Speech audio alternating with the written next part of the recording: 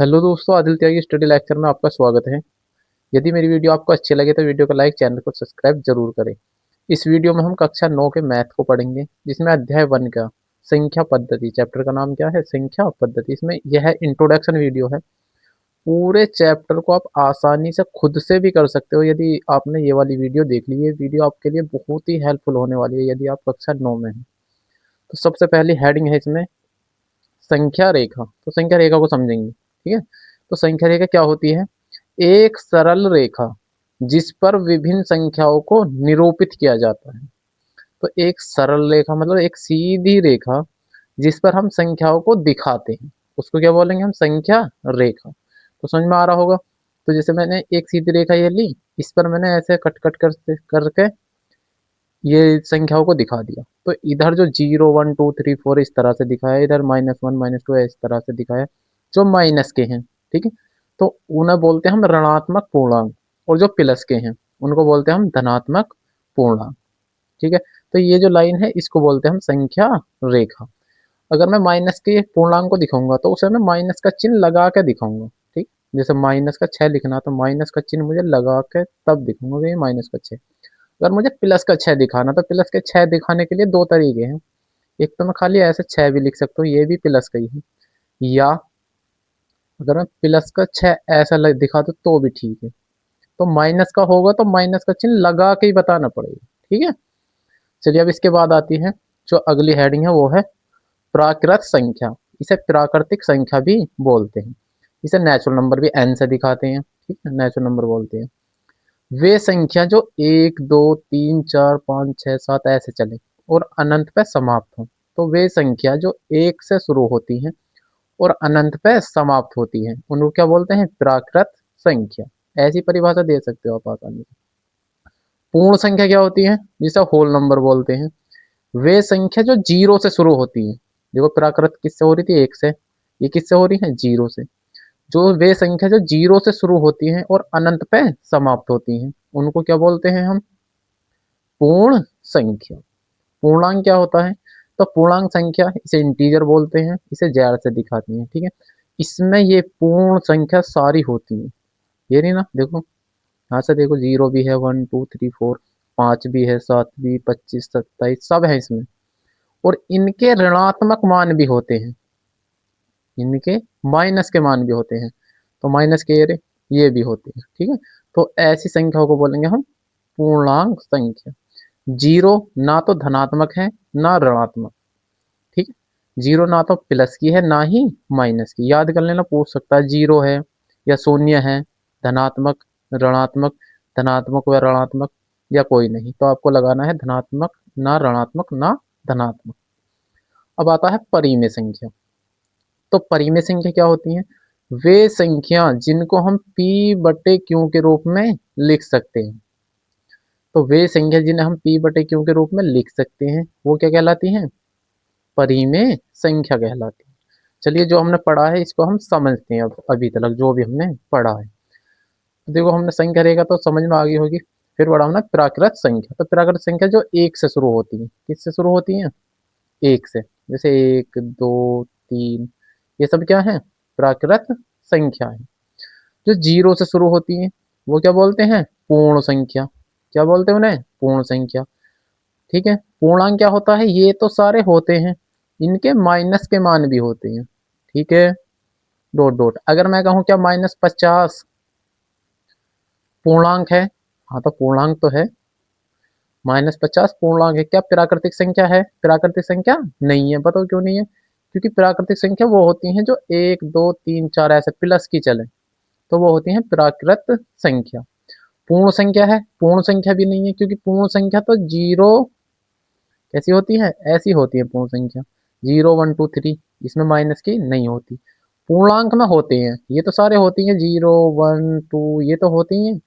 और इनके माइनस के मान भी होते हैं, -1 -2 -3 ये सब होते हैं। इनमें डॉट डॉट कर रखा है ना, तो इसका मतलब इसमें 50 भी है, 60 भी है, 70 सब है इसमें। अगर मैं कहूँ 500 बताओ, 500 क्या प्राकृतिक संख्या है? हाँ है, क्योंकि ये प्लस का है, इसमें डॉट डॉट लग रहा तो 500 भी है इसमें। क्या 500 पूर्णांक है? नहीं, पूर्ण संख्या है। हाँ पूर्ण संख्या भी है। क्या 500 पूर्णांक है? पूर्णांक भी है। अगर मैं इसमें माइनस का चिन्ह लगा दूं तो अब पूछ रहा हूं मैं, क्या प्राकृतिक संख्या है? नहीं है। क्यों नहीं है? क्योंकि माइनस का नहीं आते प्राकृतिक संख्या में। क्या पूर्ण संख्या है? पूर्ण संख्या भी नहीं है। क्यों नहीं है? क्योंकि माइनस के नहीं आते पूर्णांक में, पूर्ण संख्या में। क्या पूर्णांक है? हाँ पूर्णांक है, क्योंकि इसमें प्लस के भी आते हैं माइनस के भी आते हैं। ठीक है। अब हमने पढ़ा परिमेय संख्या। क्या पढ़ा है? परिमेय संख्या। तो परिमेय संख्या क्या होती है? वे संख्या जिन्हें हम p बटे q के रूप में लिख सकते हो। कौन सी संख्या? p बटे q के रूप में लिख सकते हो। चलिए तो इसे भी समझते हैं हम परिमेय संख्या को। तो परिमेय संख्या क्या होती है? जिन्हें हम p बटे q के रूप में लिख सकते हैं, p बटे q के रूप में लिख सकते हैं, और q does not zero, q zero के बराबर ना हो। जैसे हमने 3/5 लिख दिया, तो ये परिमेय संख्या है। कैसी परिमेय संख्या है? ये परिमेय संख्या। अगर मैं इसे माइनस लगा दूं, क्या ये माइनस भी परिमेय संख्या है? हाँ ये भी है। अगर कोई प्लस की है तो उसे बोलेंगे हम धनात्मक परिमेय संख्या। धनात्मक परिमेय संख्या। अगर कोई माइनस की उसको बोलेंगे ऋणात्मक, ऋणात्मक, ऋणात्मक परिमेय संख्या। ठीक है। तो ये वैसे समझाने के लिए बता रहा हूँ मैं। तो क्यों डज नॉट जीरो का मतलब क्यों, पी और क्यों पूर्णांक है, पूर्णांक तो प्लस के भी होते हैं, माइनस के भी जीरो भी होता है। लेकिन क्यों की कंडीशन ये है, क्यों बस तुम जीरो मत लेना, बाकी कुछ भी ले लियो, बस क्यों का मान जीरो मत ले लियो। ऊपर जीरो ले सकते हो, नीचे जीरो नहीं लेना, ये कहना चाह रहा है परिमेय संख्या। तो परिमेय संख्या की हम परिभाषा देखेंगे। देखो परिमेय संख्या की परिभाषा, एक संख्या r, मान लो कोई संख्या r है, परिमेय संख्या कहलाती है यदि इसे p बटे q के रूप में लिखा जा सकता हो, जहां p और q क्या है? पूर्णांक है। पूर्णांक मतलब प्लस के भी हो सकते हैं, माइनस के भी हो सकते हैं। और q does not, q zero के बराबर नहीं। तो परिमेय संख्या की परिभाषा आगे होगी, समझ टेंट बहुत नोट पॉइंट। क्या कह रहा है? प्राकृत संख्या, पूर्ण संख्या, पूर्णांक संख्या को p बटे q के रूप में लिखा जा सकता है। जो अभी हमने पढ़ी थी ना, पढ़ी थी प्राकृतिक संख्या, पूर्ण संख्या, पूर्णांक पढ़े थे ना अभी पीछे, वो सबको हम p बटे q के रूप में लिख सकते हैं। ठीक है। और ये सभी क्या है? परिमेय संख्या है। वे परिमेय भी हैं भाई। देखो अभी पढ़ी थी हमने, ये ना पढ़ी हमने, ये देखो प्राकृत संख्या, प्राकृत संख्या पढ़ी है ना हमने। हाँ तो ये सब परिमेय भी संख्या है। जैसे एक है, इसके बटे में तो कुछ नहीं है, तो बेटा सबके बटे में एक होता है। कहीं पर लिख रहा दो, तो दो के बटे में भी एक है, तो ये भी कैसी होगी? परिमेय संख्या। ठीक है। जीरो, क्या जीरो परिमेय संख्या है? पूछ लेता क्वेश्चन, क्या जीरो परिमेय संख्या है? तो जीरो परिमेय संख्या है, क्योंकि जीरो के बटे में एक है। अब परिमेय संख्या की परिभाषा क्या है? जिसको हम p बटे क्यों के रूप में लिख सकते हैं। क्या जीरो को हम p बटे क्यों के रूप में लिख सकते हैं? हाँ लिख तो दिया यार। p का मान कितना? जीरो। क्यों का मान कितना? एक। बस क्यों का मान जीरो नहीं लेना, नीचे जीरो नहीं लेना बस। ठीक है। तो परिमेय संख्या भी मैं उम्मीद करता हूँ समझ में आ गई होगी। तो जीरो परिमेय संख्या है, याद कर लेना, क्वेश्चन आ सकता है। तो ये क्या कह रहा है? नोट पॉइंट दोबारा देखेंगे। ये कह रहा है प्राकृत संख्या, पूर्ण संख्या, पूर्णांक संख्या को p बटे q के रूप में लिखा जा सकता है। तो हम इन्हें p बटे q के रूप में लिख सकते हैं। अतः यह सभी संख्याएं परिमेय संख्या है। तो बता दिया मैंने परिमेय संख्या क्यों है, लग गया ना पता। अब आते हैं अपरिमेय संख्या। तो वे संख्याएं जिन्हें हम p बटे q के रूप में नहीं लिख सकते। तो ऐसी संख्या जिनको हम p बटे q के रूप में नहीं लिख सकते, जैसे मैंने लिख दिया √2 है, तो बेटा इसके बटे में एक नहीं होता। कभी तुम लोग कहते ये लिखा होगा, नहीं ऐसा नहीं होता। तो याद रख लेना, इसे हम p बटे q के रूप में नहीं लिख सकते। अगर कोई संख्या को हम p बटे q के रूप में नहीं लिख सकते तो वो क्या है? अपरिमेय संख्या। तो इसकी परिभाषा भी ऐसी देंगे, वे संख्याएं जिन्हें हम p बटे q के रूप में नहीं लिख सकते वे अपरिमेय संख्या कहलाती हैं। जैसे √2, तो पूछ लेगा √2 परिमेय है या अपरिमेय, तो ये अपरिमेय संख्या है। √3 क्या परिमेय है या अपरिमेय? तो ये भी अपरिमेय संख्या है। अब इसके बाद आता है √4, तो √4 को समझेंगे। देखो √4, अब हमें इसे बताना क्या ये परिमेय है या अपरिमेय। √4 देखो, अंदर रूट बाहर रूट है, अंदर 4 को मैं 2 × 2 लिख सकता हूँ, क्या 2 दूनी 4। तो अब इस रूट को आपने पिछली कक्षा में खूब पढ़ा होगा, तो इसका मतलब क्या हुआ? 2 आया, इस जोड़े में से एक बाहर आ जाएगा, तो ये दो, दो तो परिमेय हुई क्योंकि हमने बताया था। तो तो ये परिमेय है। ठीक है। तो √4 कैसी है? परिमेय संख्या है। √5 अपरिमेय, √15 अपरिमेय, ऐसी आप समझ गए होंगे। और पाई जो है, पाई भी कैसी है, अपरिमेय। बहुत ज्यादा पूछता है कि पाई कैसी है, परिमेय है या अपरिमेय, तो पाई क्या है, अपरिमेय संख्या है।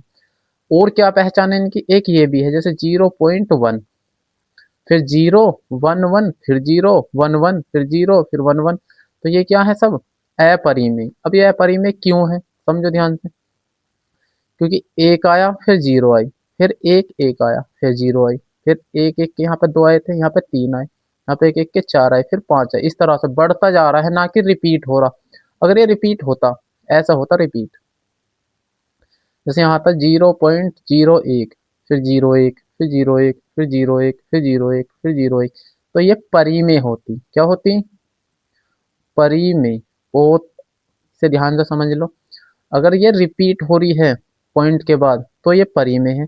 अगर बढ़ती जाए, जैसे 0.1, 0 1 1 0, 1 1 1 0, 1 1 1 1 0, इस तरह से बढ़ता जाए, तो ये अपरिमेय है। कैसी है, अपरिमेय संख्या।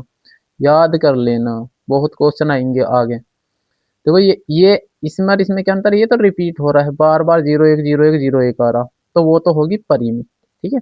और ये 1 2 3 4 ये सब तुम जानते ही, ये परिमेय हमने अभी पढ़ लिया। अपरिमेय की पहचान ये है, ये रुकेगी नहीं, बढ़ती जाएगी, बढ़ती या घटती कुछ इस टाइप से चलेगी, ठीक है, तो वो होगी अपरिमेय। तो उम्मीद करता हूँ ये भी समझ में आ गया होगा आपकी। अब आते हैं वास्तविक संख्या। तो वास्तविक संख्या क्या होती है, परिमेय संख्याओं तथा अपरिमेय संख्याओं के समूह को वास्तविक संख्या कहते हैं। जो हमने अभी पढ़ी थी परिमेय, परिमेय में तो सारी आ गई। परिमेय तो पूर्ण संख्या भी परिमेय होती हैं, पूर्णांक भी परिमेय होती हैं, ठीक है, और प्राकृत भी परिमेय होती हैं, तो वो तो सारी हैं ही परिमेय। और अपरिमेय जो ये भी है सब, तो उन्हें कहेंगे हम वास्तविक संख्या। ऐसा कह सकते हैं दुनिया की सारी संख्या क्या है, वास्तविक संख्या है। क्यों, क्योंकि परिमेय और अपरिमेय दोनों आ रही है इसमें। इसमें क्या आ रही है, परिमेय भी आ रही है और अपरिमेय भी। तो परिमेय हमने अभी पढ़ी थी, सॉरी जितनी भी संख्या हो वो परिमेय है। ये जैसे ये √2, √5, ये अपरिमेय है। अब वास्तविक संख्या क्या है, देखो, मान लो ये तो परिमेय है, ठीक है, परिमेय। इस बॉक्स में, इस डिब्बे में परिमेय संख्या भरी है, और इस डिब्बे में अपरिमेय संख्या भरी है, अपरिमेय, ठीक है। और इन दोनों को अगर मैं एक बड़े बॉक्स में भर दूं, ऐसे डाल दूं, तो इस पूरे को कहेंगे हम वास्तविक संख्या। वास्तविक संख्या आ गया समझ में। सबको, परिमेय भी हो अपरिमेय भी हो, दोनों को मैं वास्तविक संख्या कहूंगा, ठीक है। लेकिन परिमेय अलग होती है, अपरिमेय अलग अलग होती है, याद रख लोगे। परिमेय को तो अभी बताया था, जैसे 1 3 5 या 3/4, ये सब क्या है, परिमेय। अपरिमेय कैसी होती है, √2, √3, √5, पाई, ठीक है, ये सब क्या है, अपरिमेय। अगर मैं कहूँ क्या √2 वास्तविक संख्या है, हाँ है, √2 वास्तविक संख्या तो है, ये सारी वास्तविक है, ये भी वास्तविक है। √2 क्या वास्तविक संख्या है, हाँ है। क्या 3/4 वास्तविक संख्या है, हाँ है। अब उल्टा, क्या सारी वास्तविक संख्या, सारी में तो ये भी आ रही, ये भी, वो परिमेय है, परिमेय तो नहीं है, क्योंकि इसमें अपरिमेय भी है, याद रख लिए। क्या सारी वास्तविक संख्या परिमेय संख्या है, नहीं है, परिमेय तो बस ये अलग अलग हैं, क्योंकि वास्तविक संख्या में तो ये भी आ रही है अपरिमेय भी। तो इस तरह से क्वेश्चन पूछ सकता है आपसे। चलिए तो अब अगला है, ध्यान से देख लेना। यह वास्तविक संख्याओं और उनके दशमलव प्रसार। जो हमने अभी वास्तविक संख्या पढ़ी ना, वास्तविक संख्या, सॉरी, परिमेय भी और अपरिमेय भी, सब क्या है, वे वास्तविक संख्या है। तो वास्तविक संख्याओं के दशमलव प्रसार पढ़ेंगे हम। तो दशमलव प्रसार तीन प्रकार के होते हैं। एक होता है शांत दशमलव प्रसार, एक अन्नवसानी आवर्ती होता है, अन्नवसानी आवर्ती, ठीक है। एक होता है अन्नवसानी अनावृत्ति। तो ध्यान रखियो, अनावृत्ति, देखो ना का फर्क है इसमें, ये तो सेम ही है दोनों वर्ड। तो तीन प्रकार की होती है, एक शांत दशमलव प्रसार, अन्नवसानी आवर्ती और अन्नवसानी अनावृत्ति। अब इसे पढ़ेंगे, देखो ध्यान से। दशमलव प्रसार, तो दशमलव प्रसार वास्तविक संख्याओं का एक तो शांत होता है, एक अशांत होता है। अशांत भी दो प्रकार का होता है, एक तो अन्नवसानी आवर्ती, एक अन्नवसानी अनावृत्ति, ठीक है। तो इस प्रकार, इस तरह से होते हैं अलग अलग प्रकार के। तो अब देखो नोट पॉइंट में क्या लिख रहा है, एक परिमेय संख्या का दशमलव प्रसार या तो शांत या अन्नवसानी आवर्ती होता है, क्योंकि हम इन्हें p बटे q के रूप में लिख सकते हैं। चलिए इसे एग्जाम्पल से समझते हैं भी ध्यान से, ध्यान से समझो क्या कह रहा है। देखो ये है क्वेश्चन हमारा, शांत कौन से होते हैं दशमलव प्रसार, अशांत कौन से होते हैं, अशांत में भी आवर्ती कौन से होते हैं, अनावर्ती कौन से होते हैं। तो चलिए समझेंगे। जैसे यहाँ पे लिख रहा है 7/8, ठीक है। चलो तीनों एग्जाम्पल को एक साथ ही बताऊंगा तब आएंगे तुम्हारे समझ। यहाँ पे है 7/8, इसे हमें चेक करना कि ये शांत दशमलव प्रसार है या अशांत है। तो इसे भाग करेंगे हम, किसको, ऊपर वाले को भाग करते हैं बेटा नीचे वाले से, याद कर लेना। तो 8 से भाग करेंगे हम 7 को, अब 7 तो कम है 8 ज्यादा है, तो दशमलव लगा लेंगे और 0 उतार लेंगे। अब 8 का पहाड़ा ऐसा पढ़ना है 70 से ज्यादा ना हो जाए। 8 अट्ठे 64, कितने बचे, 6 बचे। इसी दशमलव से फिर 0 उतार लेंगे। 8 का पहाड़ा ऐसा पढ़ो 60 से ज्यादा ना हो जाए। 8 सत्ते 56, कितने बचे, 4 बचे। इसी दशमलव से 0 उतार लेंगे। 8 पंजे 40, तो नीचे 0 आ गया ना, तो इसका दशमलव प्रसार रुक गया। तो इसका जो आंसर आया वो आया, देखो जिससे दशमलव दिख जाए तो 0 वैसे ही लगा रहा हूँ मैं पहले, 0.875। तो वे दशमलव प्रसार भाग करने पर जो दशमलव प्रसार ये जो आया, तो वे दशमलव प्रसार शांत कहलाएंगे जिनका दशमलव प्रसार रुक जाए। तो शांत कौन से कहलाएंगे, जिनका दशमलव प्रसार रुक जाए, तो रुक गया ये, ठीक। अभी देखो अगला क्वेश्चन, जैसा मैं ले लेता हूँ 10/3, मुझे इसे चेक करना कि ये कैसा है। तो इसका आंसर मैं यहाँ पे लिखूंगा, 10 को भाग करूंगा मैं 3 से, करें। चलिए 3 का पहाड़ा ऐसे पढ़ेंगे, 10 से 3 तिया 9, एक बचा, दशमलव लगा ली, 0 उतार लिया। 3 तिया 9, फिर एक बचा, इसी दशमलव से फिर 0, फिर 3 तिया 9। तो ये तो ऐसे चलता रहेगा, चाहे तुम 10 दिन तक करते रहो, तो ये 3 3 3 3 ऐसे आता रहेगा, रिपीट हो रहा ना, रिपीट हो रहा। तो क्या है ये, अन्नवसानी आवर्ती है। क्या है ये, अन्नवसानी आवर्ती। तो ये जो आया था ये था हमारा शांत, शांत दशमलव प्रसार था। ये कैसा था, आवर्ती, आवर्ती, ठीक है। इसमें रिपीट हो रहा है इसलिए ये अन्नवसानी आवर्ती है। अब मैं बताऊंगा अन्नवसानी अनावृत्ति कौन सा है, ठीक है। अन्नवसानी अनावृत्ति, तो अन्नवसानी अनावृत्ति का एक उदाहरण ले लें, जैसे √2 हो गया। अगर आप इसका दशमलव प्रसार करोगे तो आएगा 1.414342, मतलब इस तरह से रिपीट नहीं होगा कहीं पे भी वर्ड, ठीक है, इस तरह से आएगा। तो ये होगा अन्नवसानी अनावर्ती। तो ये कैसा होगा, अनावृत्ति, आ गया समझ में। और ये कैसा होगा, आवर्ती होगा। अब आगे देखो तीनों एग्जाम्पल है, ये कैसा होगा, शांत होगा, ये शांत आवर्ती होगा, ये कैसा अनावृत्ति होगा। क्यों, इसमें रिपीट नहीं होगा और बढ़ता जाएगा, कभी खत्म भी नहीं होने का। ये भी कभी खत्म नहीं होगा लेकिन ये रिपीट होगा, तो ये आवर्ती। ये कभी खत्म नहीं होगा लेकिन ये रिपीट नहीं होगा, तो ये अनावृत्ति। तो उम्मीद करता हूँ समझ में आ गया होगा, ठीक है। तो नोट पॉइंट देखेंगे, देखो नोट पॉइंट क्या है। एक परिमेय संख्या का दशमलव प्रसार या तो शांत या अन्नवसानी आवर्ती होता है। जो परिमेय संख्या होती है उसका या तो शांत होगा या आवर्ती होगा, ठीक है।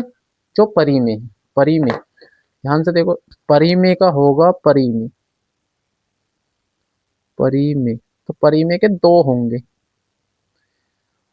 और जो अनावर्ती होगा वो अपरिमेय का होगा, याद कर लियो, पूछेगा क्वेश्चन।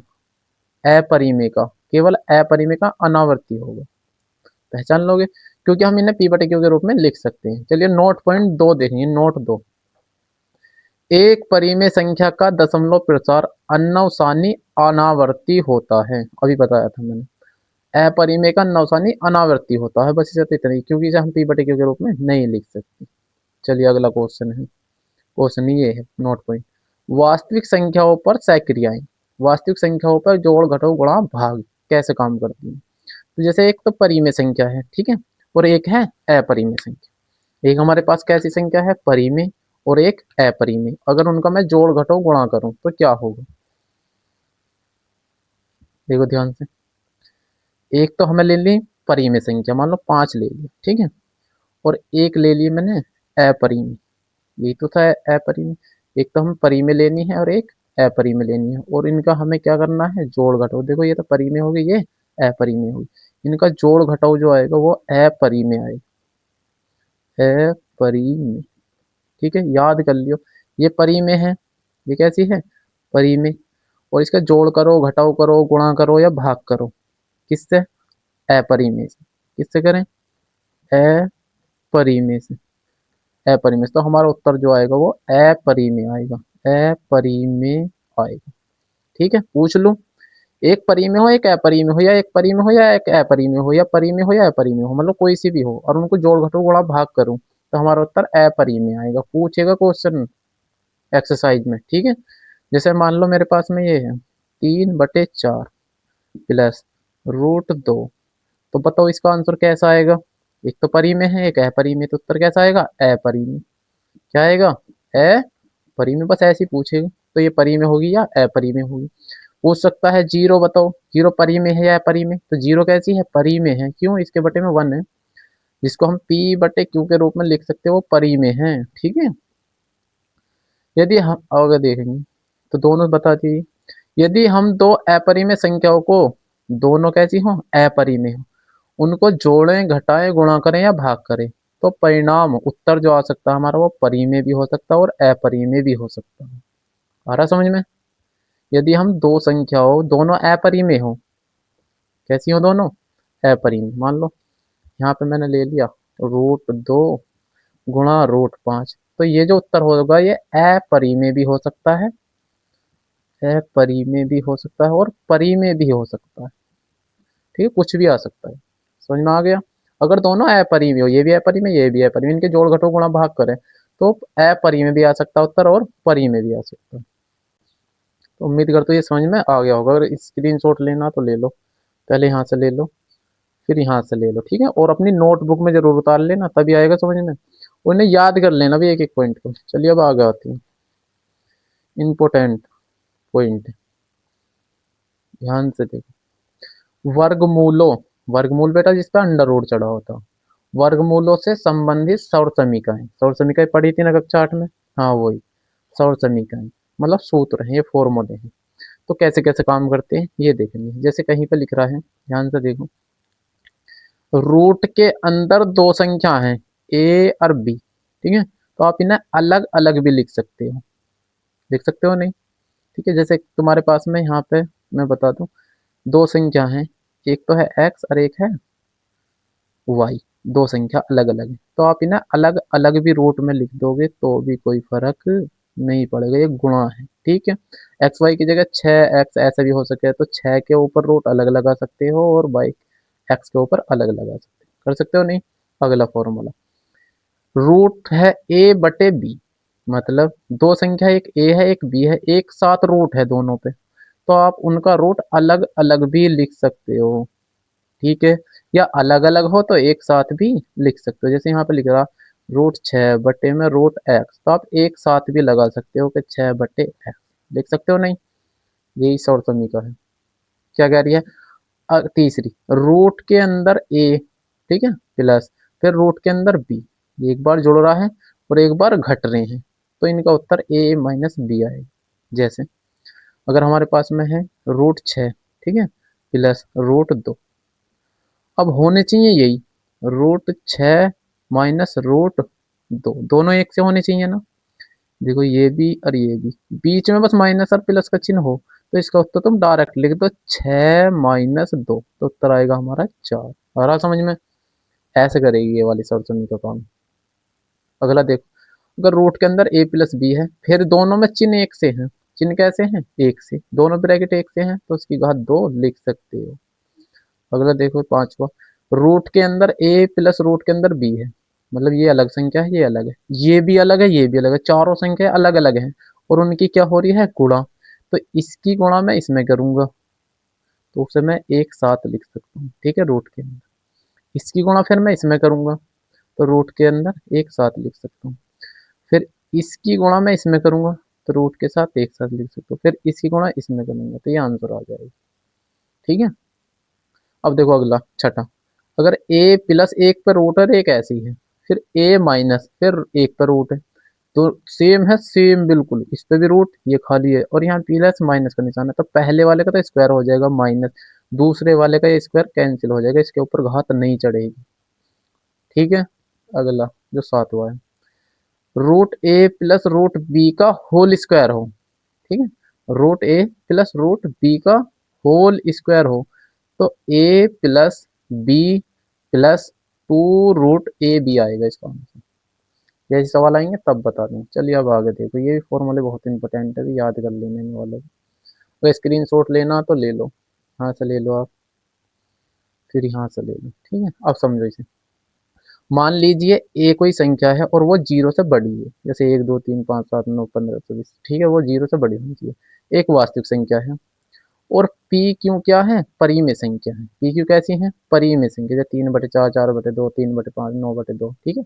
ऐसी ना हो जैसे 4 के ऊपर 0.3, ऐसी ना हो। ठीक है, ऐसी ना हो, डॉट डॉट डॉट, ऐसी ना हो, कैसी हो, परिमेय हो। जैसे ए की घात पी है, गुणा, ये गुणा होती है, और ए की घात है क्यों। आधार कैसे हैं, एक से, घात अलग अलग हैं, तो घात जुड़ जाएंगी, आधार एक ही उतारेंगे और घात जुड़ जाएंगी। आ रहा समझ में। आगे देखो, अगर ये है ए और उसकी घात पी है, और फिर उसकी भी घात क्या है क्यों, तो इन दोनों घातों की गुणा हो जाएगी। आ रहा समझ में। जैसे यहाँ पे देख लो, 4 है, ठीक, 4 की घात 2 और उसकी भी घात 5 है, तो अब घातों की गुणा हो जाएगी, तो 4 तो ऐसे रहेगा, घातों की 5 दूनी 10 हो जाएगी। ऐसे काम कर रहा है। ये देखो, ए की पावर पी है और ए की पावर क्यों है, आधार एक से हैं, घात अलग अलग है, और भाग है, भाग का चिन्ह नहीं है नीचे, तो घात घट जाएगी, मतलब ऊपर वाला तो ही रहेगा, ये माइनस की हो जाएगी, घात घट जाएगी। जैसे यहाँ पे लिख रहा है 4 की पावर 2, और नीचे लिख रहा है 4 की पावर 3, तो घात घट जाएंगी, 4 की पावर 2 - 3, ऐसा है। यहाँ पे देख लो, ए की पावर पी है और बी की पावर भी पी है, ए की पावर भी पी है, बी की पावर भी पी है, मतलब संख्या अलग अलग है, ए और बी तो अलग अलग है, घात एक सी है, तो दोनों को एक साथ भी लिख सकते हो। जैसे यहाँ पे लिख रहा है 6 की घात 2 गुणा 4 की घात 2, संख्या अलग अलग है, घात एक सी है, तो 6 × 4 एक साथ लिख सकते हो इसकी घात। उम्मीद करता हूँ समझ में आ गया हो। चलिए अब नोट पॉइंट देखेंगे ये वाला।